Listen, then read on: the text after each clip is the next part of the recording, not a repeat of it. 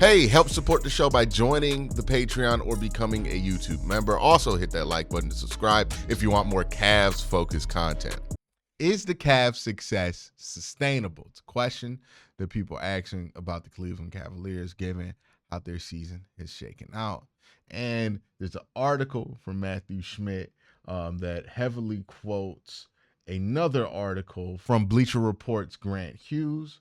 And the question that Grant Hughes points in this article that Matt talks about is, even if we grant that Donovan Mitchell and Darius Garland the benefit of the doubt and assume that they'll continue burying triples at better than 40% clips, several other Cavs players cannot sustain their current success rate. Karis LeVert, Isaac Okoro, Ty Jerome are all canning at least 45% of their threes, and none of them has a career percentage north of 37%. So basically, what he is asking is the Cavs' success just a result of outlier performances from players like Ty Jerome, from players like Karis LeVert, from players like Isaac Okoro? And when you look at the stat sheet, that perspective, I think, makes a ton of sense, because I remember when I first looked at Cavs sheet, when I found out oh, they're playing really good this year, I was like, oh man, I don't know. There's a lot of funky going on. Karis LeVert was making 70% of his shots, something like that at the time. And you had to assume that was going to go down. And what's going to happen when that does go down? Now, look, the Cavs are going to cool off a little bit, right? They're on pace to win 70 games right now. Now, I love this Cavs team. I think this Cavs team is better than a lot of people nationally are giving them credit for. Do I think this Cavs team is 70 win good? No. Okay. I don't believe this Cavs team is going to win 70 games. I think they're a good lock to win 60 plus games. And that would be top 3 in franchise history. But 70 wins, no, they're probably not going to win 70 wins. So is what the Cavs are doing right now sustainable for them to win 70 games? No, I don't think it's sustainable. Yeah, he's correct. Because in order for the Cavs to win 70 games, then yeah, Ty Jerome's going to have to keep shooting these threes and making them at that clip. George Niang and Karis LeVert and Isaac Okoro are going to have to continue to shoot above their career percentages. And that's just not very likely. But what is likely is that the Cavs do regress a little bit. Well, not regress, but regress to the mean a little bit. And it drops them from a team on pace to win 70 games to a team on pace to win 63, 64 games.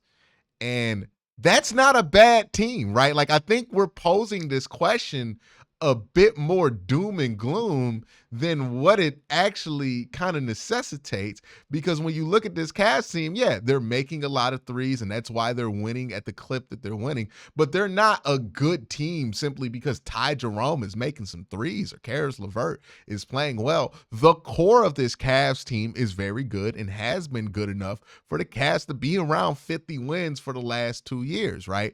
Donovan Mitchell is a legitimate star player, and what the success of those players on the bench does is allow Donovan Mitchell to have a little bit of a lower usage rate right now. But if those guys' shots aren't dropping, then Donovan Mitchell, there's just going to be more pressure on him to produce, and he's a star player. You expect him to produce. The same thing with Darius Garland, the same thing with Evan Mobley, and the same thing with Jared Allen, right? If you stop getting these outlier performances from George Niang or Karis LeVert or Isaac Okoro, then you're just going to expect more out of the players that you're actually playing to maintain that. So phrasing or framing this question in that way, I think, is a bit of an overreaction to the numbers, because it's basically assuming that the Cavs are a good team because Ty Jerome is shooting a lot of threes and making them. If Ty Jerome were the best player on the Cavs, I'd be concerned about them regressing to the mean. If Karis LeVert was a legitimate contributor to this team's core, I'd be legitimately concerned about this team's ability to maintain any type of a legitimate pace. But that's just not the case. Anything that they do, positive or negative, is bonus for the Cleveland Cavs, not needed for them to win, right? And we've seen the Cavs are going to have games where those guys don't make any shots. They're still able to win basketball games. So I do think this is a bit of a overreaction or oversimplification of the Cavs' success. Let's continue to read the article, see if there's anything more interesting there. Right now, the Cavs are shooting 39% from downtown as a team, which ranks number 1 in the league. For comparison's sake, they finished 19th in the league in long-range shooting last season. So it's possible the Cavs are living and dying by the three a bit too much, and they are in for a rude awakening at the point. The modern landscape has definitely drifted towards high-volume three-point shooting, so attempting a lot of trades is not necessarily a bad thing. But Cleveland has 7 players shooting above 40% from three this season, which seems a bit lucky. Keep in mind the 73 Golden Warriors team, who broke the NBA record with their perimeter shooting, only had 3 such players that framed that 2015-16 campaign. We'll see if the Cavs can maintain that red hot marksmanship. Again, I think it falls into the same trap of the framing of that initial stat. Like, what are we saying can be sustained, right? Like, what are we aiming for to be sustained? Are we aiming for a 70-win trajectory to be sustained? Or are we aiming for the Cavs being able to compete for the 1 seed? Because their three-point shooting can dip, and they can still be a competitor for the 1 seed. There are ways that the Cavs can compensate for three-point shooting not dropping as much, right? And I like this team better when they don't rely on the three. So, like, maybe I think that's part of what they need to add to do. I think they've been so good at three that sometimes they fall into the trap of just shooting way too many threes. I think that happened versus one of their games in Boston, and they had to course correct in the middle of it and just rely on their ability to score in the paint, which they have a great ability to do that. The Cavs have players who have skill sets outside of shooting threes. It just so happens that right now a lot of these guys are making threes, but those threes aren't dropping. They'll go to the cup more. They'll be able to score. That's kind of my takeaway from this whole thing.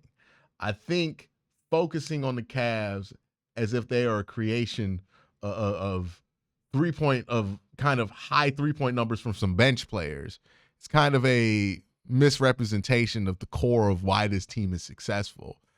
Because Evan Mobley, Darius Garland, Donovan Mitchell, and Jared Allen, and Kenny Atkinson's ability to kind of pull the levers with those four. That's why the Cavs are so much better than they were last year.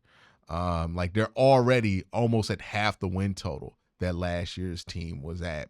This is a talented core with some talented people in it. And I think that's the main reason they're successful. And looking at the numbers without evaluating what makes this team work on the court can lead you to think that, oh yeah, Ty Jerome shooting 30% above what he's usually shot is going to eventually come back to bite this team in the ass. Like, I just think that that's a bit of an oversimplification of what has made this team special. But let me know what you think in the comment section down below. Y'all have a great day. Have an even better night. Peace.